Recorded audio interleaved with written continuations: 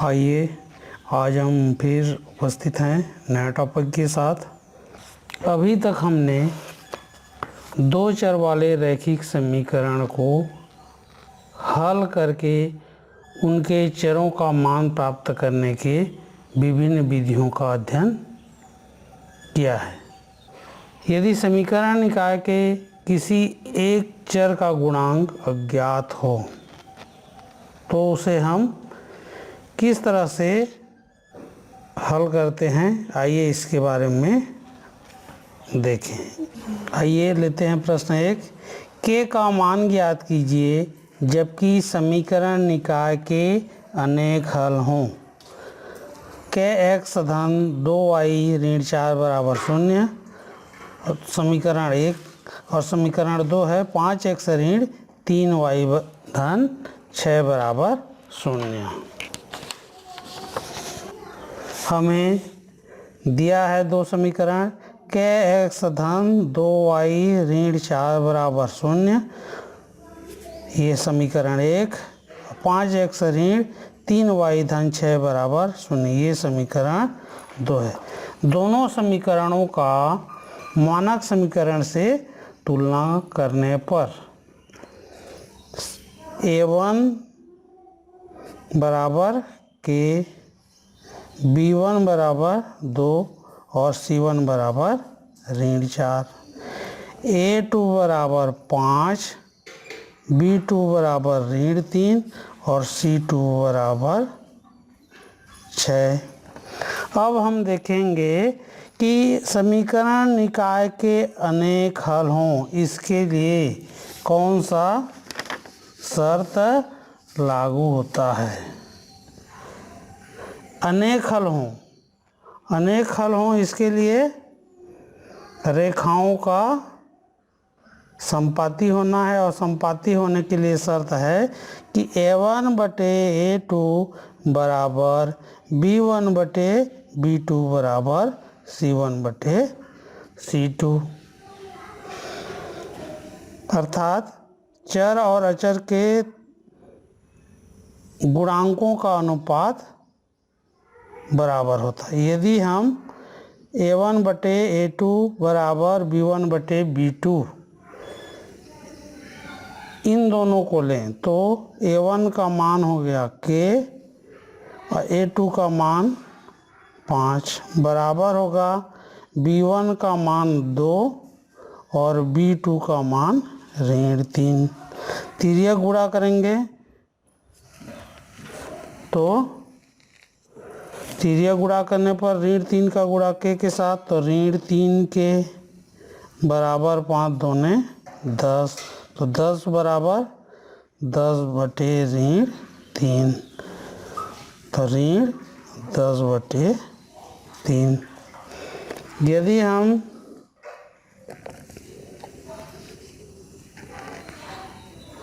a1 बटे a2 बराबर c1 बटे c2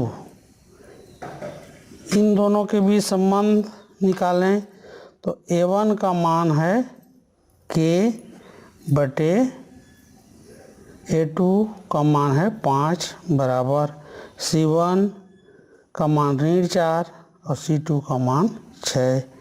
तिर्यक गुणा करेंगे तो 6 गुणित के 6 के बराबर 5 चौक 20, तो ऋण 20, तो के का मान हो गया ऋण 20 बटे 6, 2 तिया 6, 2 दहाम 20, तो ऋण 10 बटे 3। प्रत्येक स्थिति में के का मान ऋण 10 बटे 3 प्राप्त हो रहा है, अतः जो अज्ञात गुणांक है उसका मान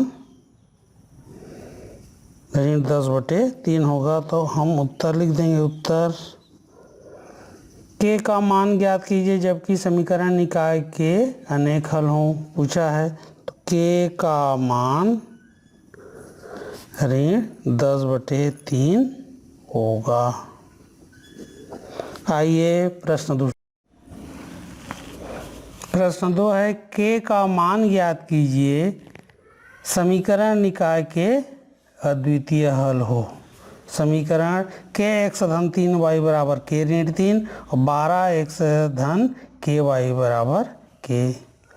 तो सबसे पहले के एक्स धन 3y बराबर के ऋण 3 ये है समीकरण 1 और 12x धन के वाई बराबर के ये है समीकरण 2।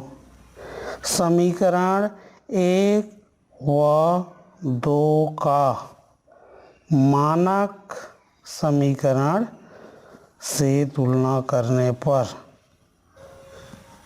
तुलना करके हम a1 a2 b1 b2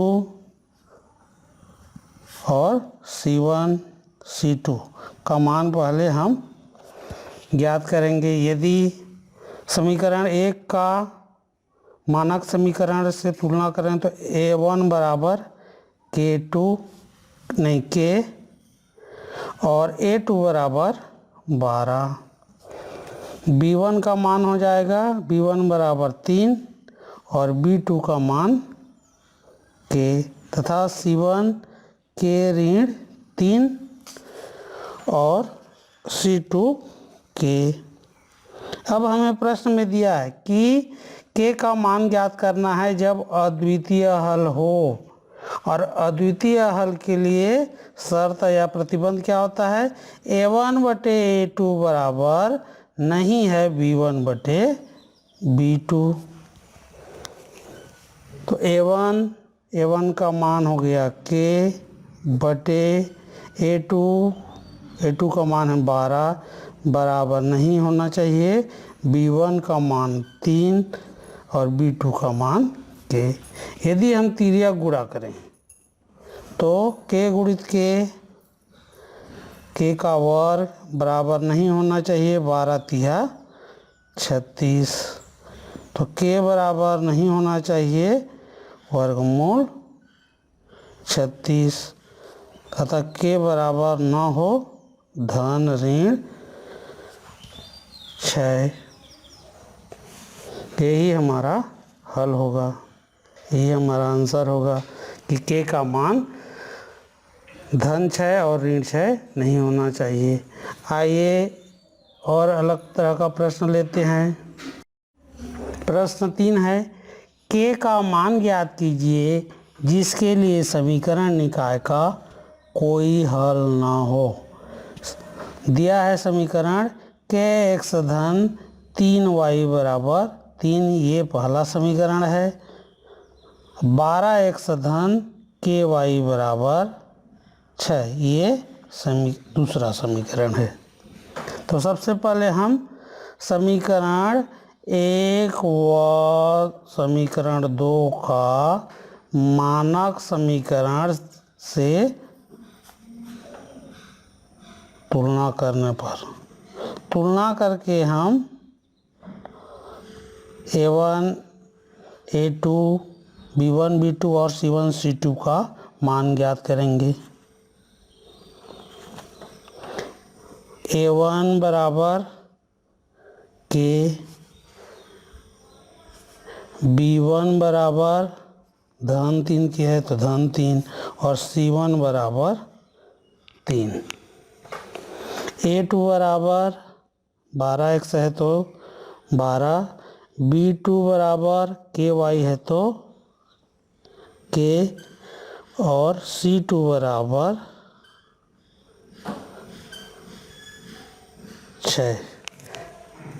अब प्रश्न में दिया है कि समीकरण निकाय के कोई हल ना हो, कोई हल ना हो और कोई हल ना हो इसके लिए शर्त या प्रतिबंध क्या होता है कि a1 बटे a2 बराबर b1 बटे b2 बराबर नहीं हो c1 बटे c2। तो यदि हम पहले इस संबंध को लें कि A1 बटे A2 बराबर B1 बटे B2, A1 बटे A2 बराबर B1 बटे B2 बराबर होना चाहिए। तो A1 का मान हो गया K, A2 का मान हो गया 12 बराबर हो B1 का मान 3 और B2 का मान K। यदि हम तिर्यक गुणा करें तो K गुणित K का वर्ग बराबर 12 दिया 36। तो K का मान होना क्या होगा, इधर वर्ग हटा तो इधर वर्गमूल चढ़ेगा, इसलिए इसका मान धन और ऋण 6। इस शर्त को A1 बटे A2 बराबर B1 बटे B2 संबंध स्थापित होगा, तब हमें K का मान धन या ऋण 6 प्राप्त हो रहा है। इस प्रश्न में जो अज्ञात गुणनखंड है, x का भी गुणांक है और y का भी गुणांक है, इसलिए हम एक ही संबंध को देखेंगे तो नहीं बनेगा। अब यदि A1 बटे A2 बराबर नहीं हो C1 बटे C2, इस संबंध को लें।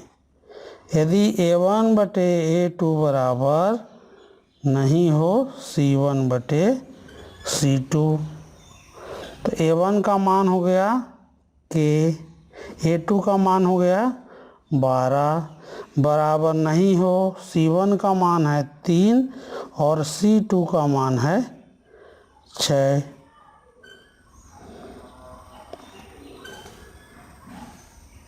तो 3 एकम 3, 3 दूने 6। अब तिर्यक गुणा करें तो K गुणित 2, तो 2 के बराबर नहीं हो 12 एकम 12, तो K बराबर नहीं होना चाहिए 12 बटे 2, 2 एकम 2, 2 छक्के 12, तो K बराबर नहीं हो 6। इस तरह से अब तीसरे संबंध को लें।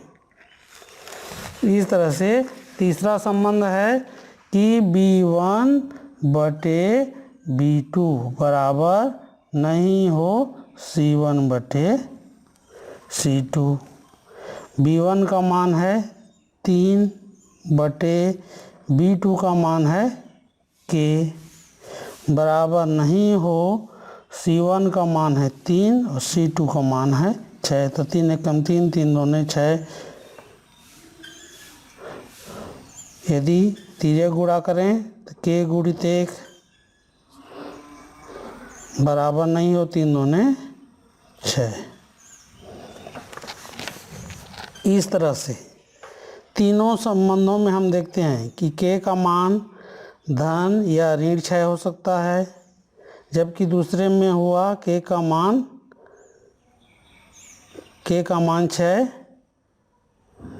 नहीं होना चाहिए और तीसरे में K का मान 6 नहीं होना। तो ऐसे संख्या जो तीनों शर्तों को लागू हो वो सही उत्तर होगा, इसीलिए K बराबर ऋण 6 इस समीकरण का हल होगा।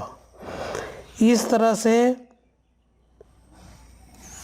चरों के अज्ञात गुणांक को पता लगाने के लिए हमें चर और अचर के गुणांकों में जो संबंध होता है, जो शर्त या प्रतिबंध हमने पहले सीखा था, उन शर्तों का या इन सवालों को हल करने में उसका उपयोग हो रहा है। इस तरह के प्रश्न हमारे पुस्तक के प्रश्नावली 3 के इन प्रश्नों में उपयोग होगा। प्रश्न 3, K का मान ज्ञात करने का मान ज्ञात कीजिए जो समीकरण निकाय का कोई भी हल ना हो, उस तरह का एक प्रश्न हल करके बता दिया। जब अद्वितीय हल के लिए K का मान ज्ञात कीजिए, उस तरह का एक प्रश्न हो गया। और ये पांचवा, निम्नलिखित समीकरण के का मान ज्ञात कीजिए जबकि समीकरण के अनंततः अनेक हल हों। तीनों प्रकार के एक एक प्रश्न हल किया जा चुका है। अब इसी तरह से इन सभी प्रश्नों को हल करना है।